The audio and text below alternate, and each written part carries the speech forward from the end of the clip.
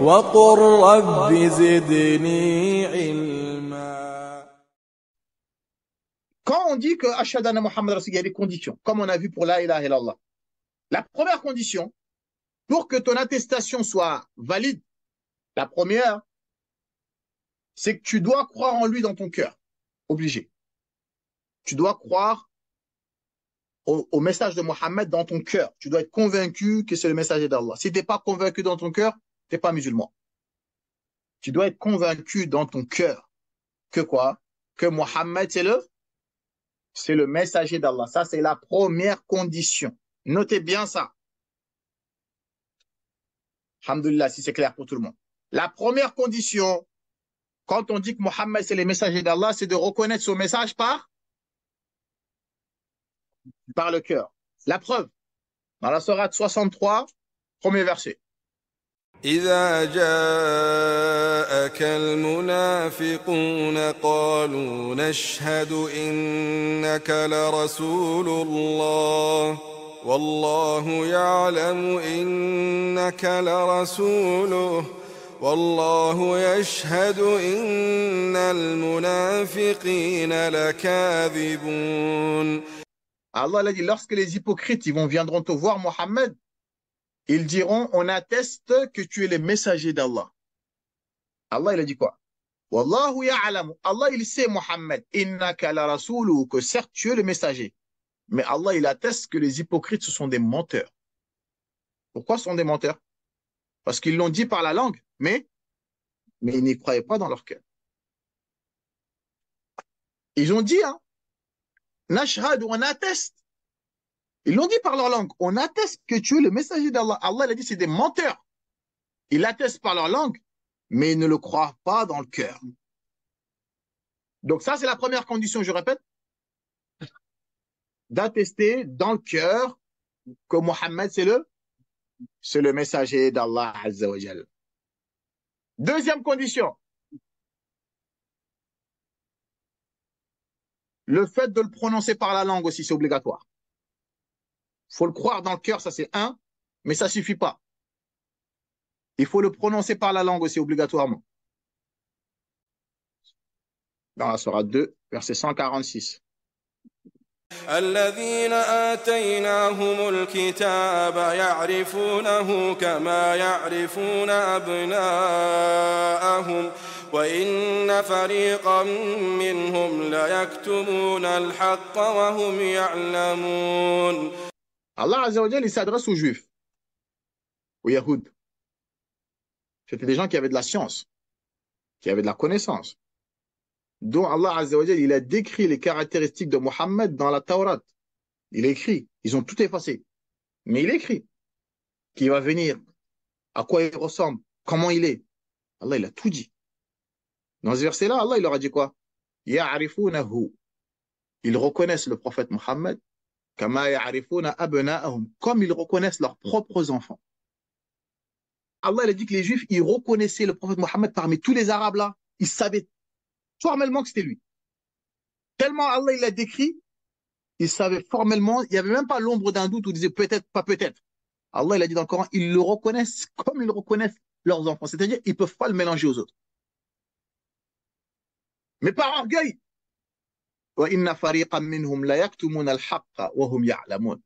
mais certains parmi eux, ils dissimulent la vérité, alors qu'ils savent très bien. Et par orgueil et par jalousie, ils n'ont pas voulu attester de sa prophétie par la langue. Sinon, dans le cœur, ils savaient formellement que c'était lui. Mais ils n'ont pas voulu le prononcer et ça fait des mécréants. Donc, le croire dans le cœur, c'est bien, mais ça ne suffit pas. Il faut le prononcer par la langue. Les hypocrites, ils l'ont prononcé par la langue, mais ils ne l'ont pas cru dans le cœur, ça leur a servi à rien. Les Juifs, ils le croyaient dans le cœur, mais ils n'ont pas voulu le prononcer par la langue, ça leur a servi à rien aussi. Est-ce que vous avez compris? Eux, c'est par jalousie seulement. Parce que le prophète, il ne fait pas partie de Bani Israël, c'est un arabe, donc ils ont été jaloux. Sinon, ils savaient formellement que c'était lui. C'est pour ça, on l'a vu, ils ont quitté Jérusalem, ils sont venus s'installer à Médine. Pourquoi? Parce qu'il était écrit que le prophète, alayhi salam, il allait immigrer là-bas. C'est pour ça, Bani Quraïda, on va voir après Bani Qaynuqa, hein, ces trois tribus de juifs là, ils sont venus s'installer à Médine. C'est qu'ils attendaient la venue du prophète Mohammed. Mais ils ne savaient pas que ça allait être un arabe. Lorsqu'ils l'ont su, il y en a certains parmi eux, comme Abdullah ibn Salam, il s'est converti, mais il y en a beaucoup parmi eux, ils ont refusé par jalousie. Donc, je répète, ils savent que Mohammed, c'est la vérité, mais ça va à l'encontre de leurs intérêts. Ils savent que le prophète Mohammed, sallallahu alayhi wa sallam, c'est le prophète, mais ça va à l'encontre de leurs intérêts. Donc, ils ont refusé et Allah les a égarés. Voilà. Donc, ce prophète-là, ça ne suffit pas d'y croire, mais on se doit de le prononcer. J'atteste que tu es Mohammed. Même si tu dis la ilaha illallah et tu refuses de dire Mohammed Rasulullah, ton attestation foi, elle n'est pas correcte. Allah ne l'accepte pas, tu n'es pas musulman. Il faut que tu acceptes aussi. Même si tu dis j'accepte qu'Allah il est unique, ça ne suffit pas. Il faut que tu acceptes que Mohammed, c'est Allah qui l'a envoyé. Troisième condition. La troisième condition, c'est ce qu'on appelle al-mutaba'. Tu as attesté par ton cœur que Mohammed, c'est le messager d'Allah. D'accord. Tu as prononcé par ta langue que Mohammed, c'est le messager d'Allah. D'accord. Ça ne suffit pas. Il faut que tu le suis. Le suivi. Il faut que tu le suis, Mohammed, sallallahu alayhi wa sallam. Et je vais dire comment. Il faut le suivre. Non seulement dans le dogme, dans la aqidah, tu dois croire à ce qu'il a cru. C'est ça le suivi. La troisième condition, c'est la mutaba', le suivi. C'est-à-dire, tu dois croire à ce qu'il a cru. Tu dois suivre sa croyance. Tout ce qu'il a cru, tu dois y croire. Comme quoi que Allah il est unique, comme quoi qu'on va être ressuscité Yawm al-Qiyamah, comme quoi que dans la tombe on sera questionné, etc., etc. Tout ce qu'il a cru, on se doit d'y croire. Mais on doit y croire de la manière aussi dont il l'a cru. On doit croire à ce qu'il a cru de la manière dont il l'a cru. Kadhalika, on doit délaisser ce qu'il a délaissé de la manière dont il a délaissé. Je vous donne un exemple. Le prophète sallallahu alayhi wa sallam, il nous a dit quoi? Sallu kama ra'aytumuni usalli. Priez comme vous m'avez vu, moi, Mohammed, prier. Donc nous, quand on prie, on fait ce qu'il a fait, qui est la prière, mais on le fait de la manière dont il a fait. On ne doit pas le contredire. Si tu fais la prière, mais tu ne le fais pas dans la manière dont il a fait, ta prière, elle n'est pas acceptée. Elle n'est pas valide. Quelle que soit ton intention. C'est un hadith. Le prophète, il a dit, priez comme vous m'avez vu prier. Ça c'est juste un exemple pour montrer que si on prie, c'est bien, mais si on ne prie pas comme lui, il a prié, bah, la prière, elle n'est pas acceptée. Donc ça nous montre l'importance du suivi de Mohammed. Parce que si tu veux qu'Allah, il accepte ton adoration, tu es obligé de faire comme lui t'a dit de faire. Obligé. Tu le contredis, Allah, il te dit, j'en veux pas. C'est pour ça, le prophète, alayhi salam, un jour, il est monté sur le minbar. Vous savez, le minbar, il est en hauteur. Il est monté sur le minbar, il a prié exprès pour que tous les compagnons voient comme il a prié. Ensuite, il a dit, priez comme vous m'avez vu prier. Ça, c'est dans la prière, hein. Mais c'est valable pour tout. Faites tout comme vous m'avez vu faire. Faites le ramadan comme j'ai fait. Faites le pèlerinage dans un autre hadith, il a dit, khudhu anni manasikakum. Prenez vos rites du pèlerinage de moi. Prenez-les de moi. Faites comme j'ai fait. Ne fais pas plus, mon frère et ma sœur. Parce que toi, tu n'aimes pas plus Allah que le prophète, alayhi salam. Pourquoi? Parce que les frères et sœurs, vous devez savoir, la religion de l'islam, c'est basé sur la révélation, c'est pas basé sur la raison. Si c'était le cas, chacun aurait sorti sa religion. La religion de l'islam, c'est basé sur la révélation, c'est pas basé sur la raison. Vous êtes d'accord avec moi ou pas? Regardez, vous allez au Sénégal, ils ont une pratique que tu vas au Maroc, c'est totalement contraire. Tu vas en Algérie, c'est contraire. Tu vas en Tunisie, c'est autre chose. Tu vas au Pakistan, Allahul Musta'an. Alors que c'est le même prophète qui nous a été envoyé, c'est le même Coran qu'on lit. Ça, voilà. Mais chacun, il veut rajouter sa sauce. Et c'est ça qui ramène des innovations et des problèmes. Est-ce que vous avez compris ça ou pas? Ça, c'est important de le comprendre. L'islam, c'est pas parce que moi je pense, comme certains disent, ouais, moi, d'après moi. On n'a pas besoin de d'après toi. Ton avis, on n'en a pas besoin. Garde-le pour toi, ton avis. Nous, ce qu'on a besoin, c'est est-ce que Allah, il nous l'a dit? Est-ce que le prophète sallallahu alayhi wa sallam, il nous l'a dit? Est-ce que les compagnons nous l'ont expliqué comme ça ou pas? Nous, il n'y a que ça qu'on a besoin. On n'a pas besoin de ton avis. Moi, pour moi, il n'y a rien de mal. Toi, pour toi. Toi, pour toi. Vous savez? On a l'habitude de dire moi, pour moi. Mais on n'a pas besoin de ton avis.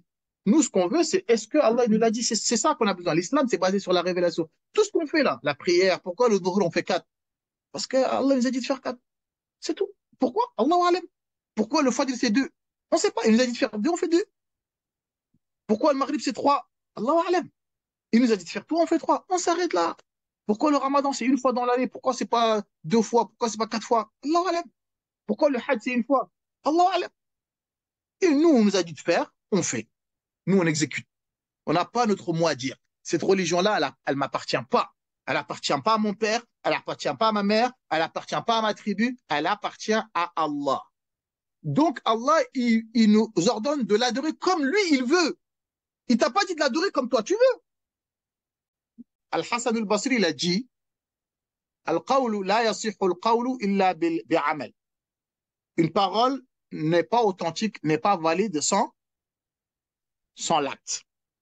ولا يصح قول وعمل إلا بنية. La parole et l'acte ne sont pas valides si l'intention elle n'est pas valide, si l'intention elle n'est pas correcte. La parole, l'acte ne seront pas valides si l'intention elle n'est pas bonne. Je répète, Al-Hassan al-Basri l'a dit, la parole n'est pas valide s'il n'y a pas l'acte qui suit.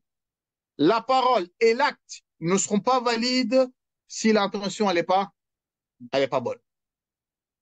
La parole, l'acte, l'intention ne seront pas valides si ce n'est pas conforme à la sunna du prophète, sallallahu alayhi wa sallam.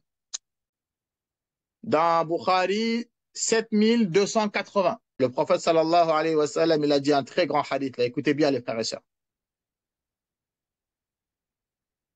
Le prophète alayhi salam, il a dit Kullu ummati yadkhuluna al-jannata illa man aba. Ma communauté rentrera au paradis sauf celui qui refuse. Les compagnons ils ont dit mais comment c'est possible ça? Qila wa man ya aba ya Rasulallah, qui peut refuser de rentrer au paradis? Le prophète a dit Man ata'ani, celui qui m'obéit, moi Mohammed, dakhala al-jannah, toi tu rentreras au paradis. Wa man asani, mais celui qui me désobéit, bah toi tu refuses de rentrer au paradis.